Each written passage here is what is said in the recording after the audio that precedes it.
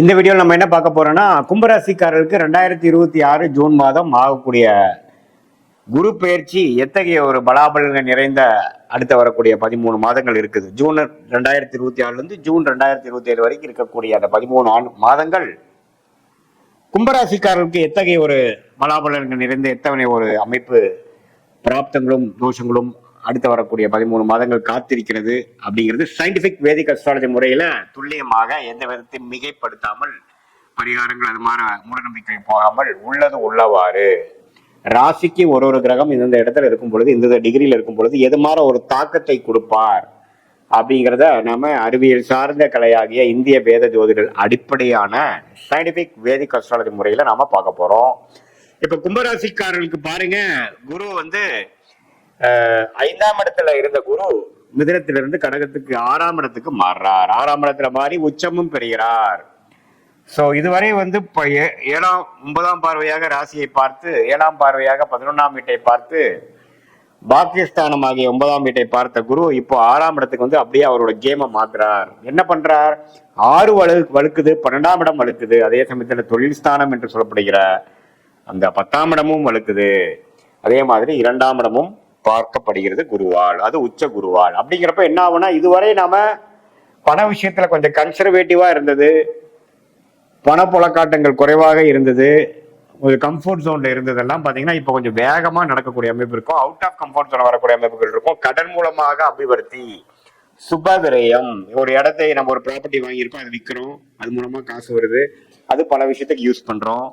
Share மார்க்கெட்ல invest பண்றது, ஒரு லாபம் வருது, அந்த லாபத்தை என்கேஷ் பண்றோம், அது பல விஷயத்துக்கு யூஸ் பண்றோம், சுப விஷயத்துக்கு யூஸ் பண்றோம். அதே மாதிரி வெளிநாடு போகணும்னு நினைக்கிறவங்க வெளிநாடு போறாங்க, செலவுகள் செய்யறாங்க, அது மூலமா குரோத்தும் ஆகுறாங்க.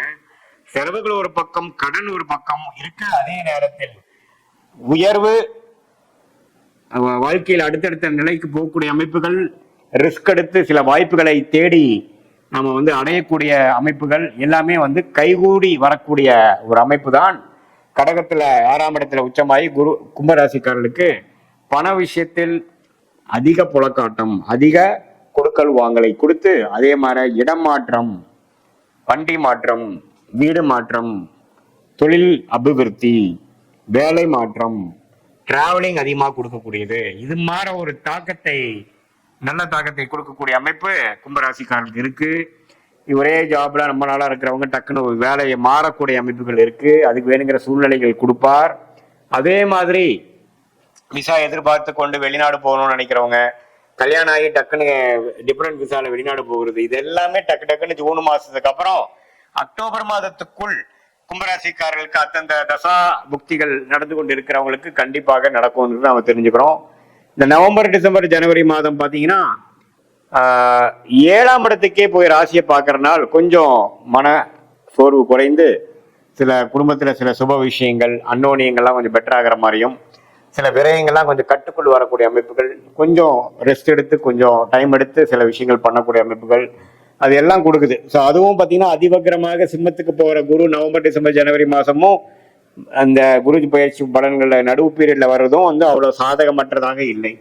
ஸோ ஓரளவுக்கு கடன்கள் அதிகமானாலும், வம்பு வழக்குகள் கொஞ்சம் அப்படி வந்தாலும், உடல் உபாதைகள் கொஞ்சம் படுத்தினாலும், வாழ்க்கையில அடுத்தடுத்த கட்டத்துக்கு நாம நகரக்கூடிய அந்த நகர்வுகள், ரிஸ்க் எடுத்து போகக்கூடிய விஷயங்கள், பல நாள் முயற்சி டக்குன்னு நடந்துருச்சுங்கிற மாதிரி ஒரு அமைப்புகள், இது மாதிரி கூட்டு தொழில், வெளிநாடு போகிறது, சுப முதலீடு, ஒரு இடம் வாங்குறது, வீடு வாங்குறது, கடன் வந்தாலும் பரவாயில்லை, நம்ம வாழ்க்கையில நெக்ஸ்ட் லெவலுக்கு போடுறது, பழையனை கொடுத்து புதுசு ரெடி ஆகுறது, அதை நம்ம அடைச்சிக்கக்கூடிய சக்தியும் நமக்கு கிடைக்கிறது, பணம் லோன் கிடைக்கக்கூடிய கெப்பாசிட்டி நமக்கு வருவது, அதே மாதிரி நல்ல போன பல ஆண்டுகளுக்கு முன்னாடி செய்த இன்வெஸ்ட்மெண்ட் நல்ல பலனை கொடுப்பது, அது மாதிரி பல நல்ல நிதி நிலைமை, நிதி புழக்காட்டம் அதிகரிக்கிற அளவுக்கு நல்ல ஒரு அமைப்பு கும்பராசிக்காரர்களுக்கு இருக்கு. கும்பராசியிலேயே ராகு இருக்கார், கேது இருக்கார் 7 அப்படிங்கிறது மறந்துக்கூடாது. ஸோ அதனால நீங்க பார்ட்னர்ஸ், நண்பர்களிடையே கொஞ்சம் கேர்ஃபுல்லா இருக்கணும்.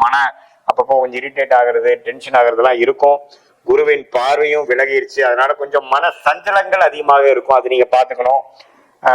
கொஞ்சம் ரிலேஷன்ஷிப்ல அப்பப்போ கோபதாபங்கள் படுவது, அதிருப்தியாக செயல்படுவது, அது மாதிரி சில விஷயங்கள்லாம் இருக்கிறப்போ கொஞ்சம் பொறுமையாக எல்லாத்தையும் நீங்க செய்தீங்கன்னா அடுத்தடுத்து வாழ்க்கையில நம்ம கொஞ்சம் ஈஸியா வெற்றி பெறலாம். நம்ம அவசரப்படும் பொழுது கொஞ்சம் தவறா போறதுக்கு வாய்ப்பு இருக்கு.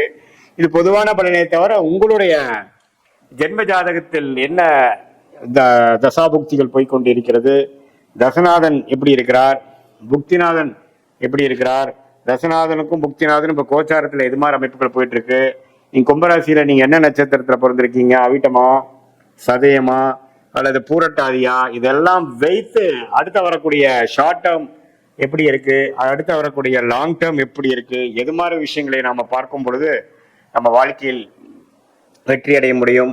எது மாதிரி விஷயங்கள்ல வந்து நம்ம கொஞ்சம் பொறுமையாக இருக்கணும், நம்மளுடைய பிராப்தங்கள் என்ன, நம்மளுடைய தோஷங்கள் என்ன, ஷார்ட் டேர்ம் எப்படி இருக்கு, லாங் டேர்ம் எப்படி இருக்கு, எந்த நேரத்தில் இடம் மாறலாம், எந்த நேரத்தில் வேலை மாற்றங்கள் உண்டு, எந்த நேரத்தில் ப்ரொமோஷன் உண்டு, எந்த நேரத்தில் கடன் அடையும், இந்த நேரத்தில் நம்ம வந்து அடுத்தடுத்த முக்கியமான முடிவுகளை எடுத்து வாழ்க்கையில இருக்கக்கூடிய அந்த கரெக்ட் சாய்ஸ் நம்ம எடுக்க முடியும் அப்படிங்கிறதுக்கு சயின்டிபிக் வேதிக் அஸ்ட்ராலஜி முறையில உங்களுடைய ஜாதகத்தை முழுசா பிறந்த தேதி, பிறந்த நேரம், பிறந்த உரை வைத்து திருக்கணித பஞ்சாங்கத்துல போட்டு அந்த பிடிஎஃப் உங்களுக்கு அனுப்பிச்சு அதுல வந்து கரெக்டான ராசி நட்சத்திரம்லாம் வருதான்னு செக் பண்ணி என்னென்ன தசாபுக்திகள் போய்கொண்டிருக்குது, அந்த தசைகள்லாம் நல்லது கொடுக்குற மாதிரி இருக்கா, நம்ம இப்ப பேசின பொது பலனோட மேட்ச் ஆகுதா, நம்ம இழுவையா போகக்கூடிய அமைப்பு இருக்கா, சீக்கிரமா நடக்கக்கூடிய அமைப்பு இருக்கா, எது மாதிரி விஷயங்கள் எந்த நேரத்துல பண்ணலாம், எந்த நேரத்தில் வந்து நமக்கு கல்யாண விஷயங்கள், குழந்தைகள் விஷயங்கள், வேலை மாற்றங்கள், வெளிநாடு, உடல் உபாதைகள் குறைவது, இது மாதிரி நல்ல நல்ல விஷயங்கள், முக்கியமான விஷயங்கள் அந்தந்த வயதுக்கு தகுந்த மாதிரி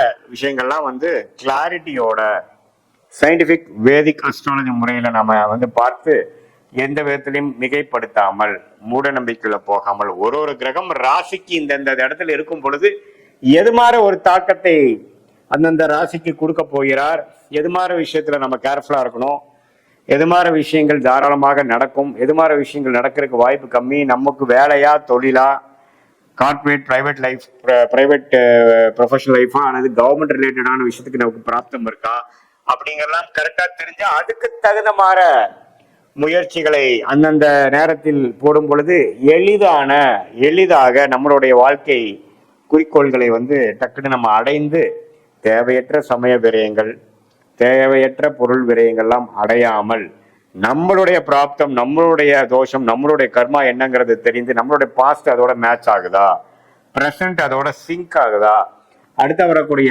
ஃபியூச்சரும் அதோட ஒத்து போகுதாங்கிற மாதிரி விஷயங்களை தெல்ல தெளிவாக ஆராய்ந்து அதுக்கு தகுந்த மாதிரி வாழ்க்கையை அமைச்சு கொண்டு திட்டமிட்டு வாழும் பொழுது வாழ்க்கையில் எளிதில் வெற்றி பெற முடியும் என்று சொல்ல விரும்புகிறேன். மீண்டும் மற்றொரு காணொளியில் சந்திப்போம். நன்றி, வணக்கம்.